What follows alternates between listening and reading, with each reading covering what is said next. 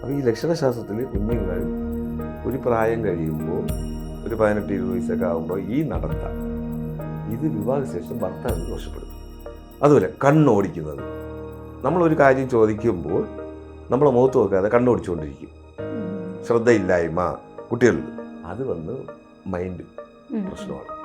ലക്ഷണശാസ്ത്രം എന്ന് കേട്ടിട്ടുണ്ട്, അതിൽ എത്രത്തോളം സത്യമുണ്ട്? ഇപ്പം നമുക്കൊരു ജ്യോതിഷം എന്ന് പറയുമ്പോൾ അഷ്ടശാസ്ത്രം അറിയണം.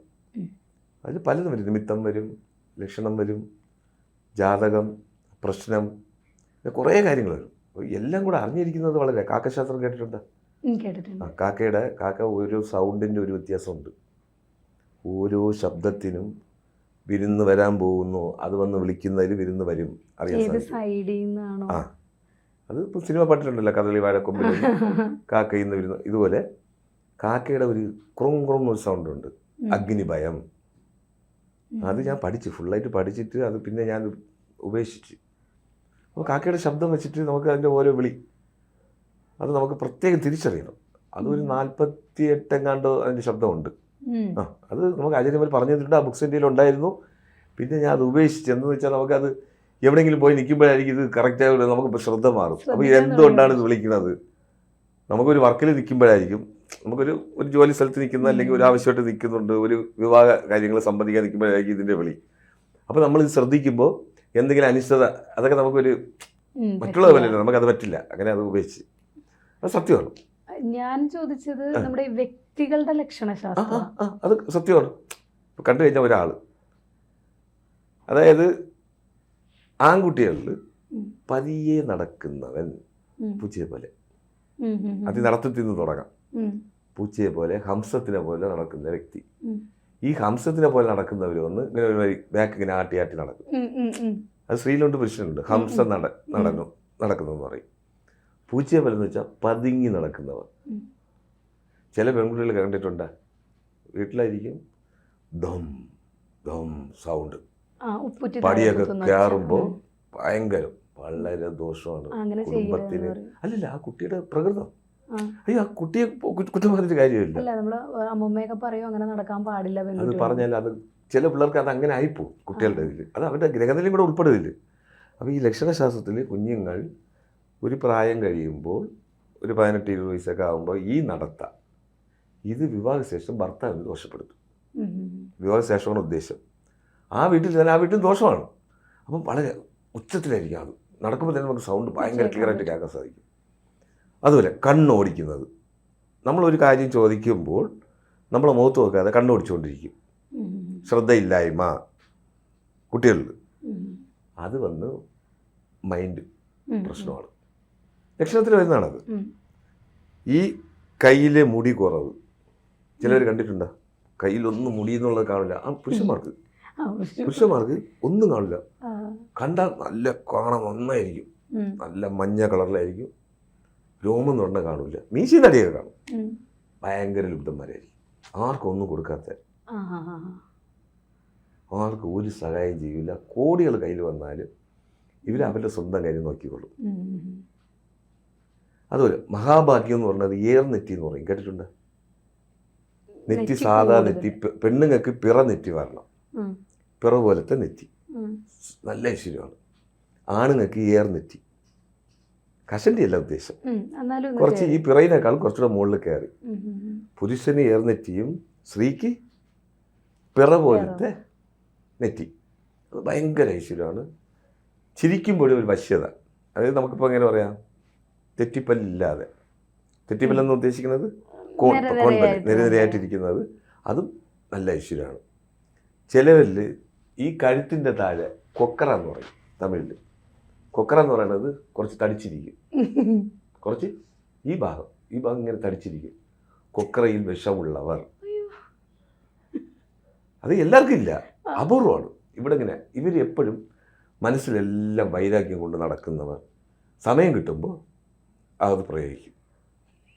ഏത് സമയം എപ്പോഴും കിട്ടണോ അപ്പോഴും അത് പ്രയോജനപ്പെട്ടു. സത്യം. കൊക്കറയിൽ. അപ്പോൾ ഇത് ഞങ്ങൾ എങ്ങനെ പറയുന്നത് വെച്ചാൽ, അതായത് ചന്ദനത്തിൻ്റെ മണം അടുത്ത് പോകുമ്പോൾ, താമരയുടെ മുഖകാന്തി, കൊക്കറയിൽ വിഷം. പിന്നെ ഈ കൈയിൻ്റെ നീളം, നമ്മളെ ഈ മുട്ടിൻ്റെ താഴെ വരിക. അവരൊക്കെ നിഷ്കളങ്കരെന്ന് പറയാം. ഈ മുട്ടിൻ്റെ അത് അപൂർവമാണ്. നടക്കുമ്പോൾ നീണ്ടു വരുന്നത്. അത് തമിഴ്നാട് മുഖ്യമന്ത്രി കാമരാജർ, പുള്ളിയുടെ കൈയുടെ നീളം മുട്ടിന് താഴെയാണ്. കുഞ്ഞുങ്ങൾക്ക് ആദ്യമായിട്ട് അവിടെ പാഠശാലയിൽ കുട്ടികൾക്ക് സ്കൂളിൽ ഊണ്, രാവിലെ കാപ്പി, ഉച്ചയ്ക്ക് ഊണ് തുടങ്ങി വെച്ച ആളാണ്. മഹാനാണ് കാമരാജർ. അപ്പോൾ അയാൾ നിഷ്കളങ്കനാണ്. അങ്ങനെയുള്ള വ്യക്തിയൊക്കെയാണ് ഈ കൈയിൻ്റെ നീളം. അതുപോലെ കാത്, ദീർഘായുസ്സുള്ള ആൾക്കാരുടെ കാതിനൊരു പ്രത്യേകതയാണ്. കാത് വന്ന് തൂങ്ങി കിടക്കും ഇവിടെ വരെ, നല്ല വലിപ്പം കാണും. അത് കൂടുതൽ ആൺകുട്ടികൾക്ക് വലിഞ്ഞിരിക്കും കാത്. ഇവരൊക്കെ 100 വയസ്സ് പറയണം ആയുസ്. വലിയ ചെവി, വലിയ ചെവിയല്ല, ഇത് മാത്രം ചെവി നോർമൽ. ഇത് വന്ന് ഇപ്പോൾ സാധാരണ റൗണ്ടിനേക്കാളും താന്ന് വലുതായിരിക്കും. നമ്മളെ കേരള മുഖ്യമന്ത്രി കരുണാകരൻ സാറിന് അങ്ങനെയാണ്. അത് ഫോട്ടോയിൽ കാണുമ്പോൾ അറിയാൻ സാധിക്കും. കാതിൻ്റെ കൂടുതലാണ്. മറുക് മുഖത്ത് ആൺകുട്ടികൾക്ക് വലതുഭാഗത്തും ഫുൾ മറുക് വരുന്നത് സർവ്വ ഐശ്വര്യം, പെൺകുട്ടികൾക്ക് ഇടതുഭാഗത്ത്. അത് കാണാൻ പാടില്ല. അപ്പോൾ ഏത് ഭാഗം പറയാം? മുതുക് പുറം സൈഡ് ആണുങ്ങൾക്ക് വലതുഭാഗം, സ്ത്രീകൾക്ക് ഇടതുഭാഗം. അത് സർവ്വ ഐശ്വര്യം. പിന്നെ സംസാരിക്കുന്ന, അപ്പം നമുക്ക് ഈ ലക്ഷണശാസ്ത്രത്തിൽ അതും പറയാൻ പറ്റും. അതായത് ഒരു ചുരുങ്ങിയ സമയം കൊണ്ട് കുറേ വാക്കുകൾ അങ്ങ് പറഞ്ഞു നിർത്തുക. അവർ നിഷ്കളങ്കരാണ്. അവർ വളരെ, അതായത് അപ്പം തോന്നുന്നത് വിളിച്ച് പറഞ്ഞിട്ട് അവരങ്ങ് സൈലൻ്റ് ആവും. അവർ വളരെ, അത് ആൺപെൺ വ്യത്യാസമില്ല. നിർത്തി ആലോചിച്ച് സംസാരിച്ച് കുറേ സമയം എടുക്കുന്നില്ലേ, ഇവർ വിശ്വസിക്കാൻ പാടില്ല. ഈ കണ്ണോടും പോലെയാണ് ഇവിടെ ഒരു പ്രത്യേകത. പിന്നെ അതുപോലെ തന്നെ ഇപ്പം കയ്യിൽ വിരലുകളുടെ എണ്ണം കൂടിയാൽ ഐശ്വര്യമാണെന്ന് കേട്ടിട്ടുണ്ട്. അത് ആൺകുട്ടികൾക്ക് വന്നു കഴിഞ്ഞാൽ നമ്മൾ തമിഴിലൊക്കെ 6 എന്നൊക്കെ പേരിടും. 6 വിരൽ വന്നതുകൊണ്ട് അത് ഐശ്വര്യമാണ്. എക്സ്ട്രാ ഒരു വിരൽ വരുന്നത് അത് അവർക്ക് ഐശ്വര്യമാണ്. സ്ത്രീകളുടെ കാൽപാദത്തിന് എന്തോ പ്രത്യേക, കാൽപാദത്തിന് ഇപ്പം നമുക്ക് രണ്ടാം വിരൽ അത് ആൺപെൺ വ്യത്യാസമില്ലാതെ അത് സത്യമാണ്. അതായത് നമ്മളെ കാലിലെ രണ്ടാം വിരൽ എല്ലാ വിരലിനേക്കാളും നീളം കൂടിയിരുന്നാൽ ഇവർ വന്ന് എങ്ങനെ പറയാം, ആധിക്യം എന്ന് വെച്ചാൽ സ്ത്രീയാണെങ്കിൽ പുരുഷനെ വരയ്ക്ക് നിർത്തും. ഒരു അഫെയർ കാണും. അഫെയറും 2 ഫെയിലിയർ ആയിരിക്കും, പിന്നെ ഒരു അഫെയർ വന്ന് വിവാഹം നടക്കുന്നത്. അങ്ങനെയും വരാം. അവരുടെ ആധിക്യമായിരിക്കും ആ കുടുംബത്തിൽ ചിലവാകുന്നത്. അവരൊരു 80 വയസ്സിൽ ജീവിച്ചിരുന്നാലും മക്കളും അവർ പറയുന്നത് അനുസരിക്കും, ഭർത്താവ് അനുസരിക്കും, ചുറ്റുവട്ടം അനുസരിക്കും, ബന്ധുമിത്രാളികൾ അനുസരിക്കും. ഒരു പവർ എന്ന് പറയാം. അയൺ ലേഡി എന്ന് പറയാം. Iron lady. തിരിച്ച് പുരുഷനാണെങ്കിലും ഇതേ സ്വഭാവക്കാരനായിരിക്കും. കുടുംബം മൊത്തവും അവരനുസരിച്ചേ പറ്റൂ. അവരാണ് എല്ലാം തീരുമാനിക്കുന്നത്. അത് ഈ രണ്ടാം വിരൽ, കാലിൻ്റെ രണ്ടാം വിരൽ നീളം കൂടുമ്പോൾ ഇങ്ങനെ ഒരു ഉപ്പുറ്റിയും കാൽപാദം ഇങ്ങനെ പരന്ന് മൊത്തത്തിൽ നമ്മുടെ എല്ലാ, അത് ദാരിദ്ര്യം. അതായത് ഭൂമിയോട് ചേർന്ന് ഇട വരണം. ഉപ്പൂറ്റിക്കും പാദത്തിൻ്റെ ആ ഇടഭാഗം ഒരു ഗ്യാപ്പ് വരണം. വന്നില്ലെങ്കിൽ അത് ഇത്തിരി ദാരിദ്ര്യം എന്ന് പറയും. എല്ലാം ഭൂമി മാതാവിൻ്റെ ഒരു കണക്കാണ്. നടന്നു പോകുന്നത് നമ്മൾ ഭൂമി, ഞാൻ പറഞ്ഞില്ലേ, ഹംസത്തിനെ പോലെ നടക്കുന്ന, പൂച്ചയെ പോലെ നടക്കുന്ന ആൾ, അത് ഭൂമി അതിലെ നടക്കാൻ പാടില്ല എന്ന് പറയും. അത് ഭൂമി ദേവിക്ക് ദോഷമാണ്. അപ്പം ഭൂമി ദേവി കോപിക്കും. ഇപ്പം സീതാദേവി ഭൂമി പടർന്ന് മാതാവിൻ്റെ കൂടെ പോയില്ലേ, അപ്പം ഭൂദേവി എന്നാണ് പറയുന്നത് നമ്മൾ സീതാദേവിയെ. ഇപ്പോൾ പത്മനാഭ സ്വാമി ക്ഷേത്രത്തിൽ ശ്രീദേവി, ഭൂദേവി, നീളാദേവി 3 ദേവിമാരാണ് അവിടെ ഇരിക്കുന്നത് ഉത്സവമൂർത്തിയായിട്ട്. അപ്പോൾ ഭൂദേവി എന്ന് ഉദ്ദേശിക്കുന്നത് സീതാദേവിയാണ്. ഓരോ ചലനത്തിനും, അതുപോലെ ഇപ്പം കൈയുടെ നല്ല റോസ് കളർ, നല്ല റോസായിരിക്കും കാണാൻ. രേഖകളൊന്നും കുറുക്കെ നടുക പോകാതെ തെളിച്ചായിട്ട് ഒരു 6 രേഖ കാണുക. അത് മെയിനായിട്ട് ബുദ്ധിരേഖ, ഐശ്വരേഖ, ഭാഗ്യരേഖ.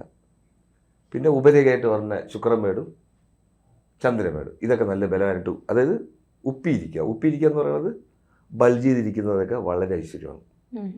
ചിലവരെ കൈ കണ്ടു കഴിഞ്ഞാൽ നീളം ഇത്ര കാണും, വിരലുകളൊക്കെ വളരെ പുഷ്ടി കാണില്ല.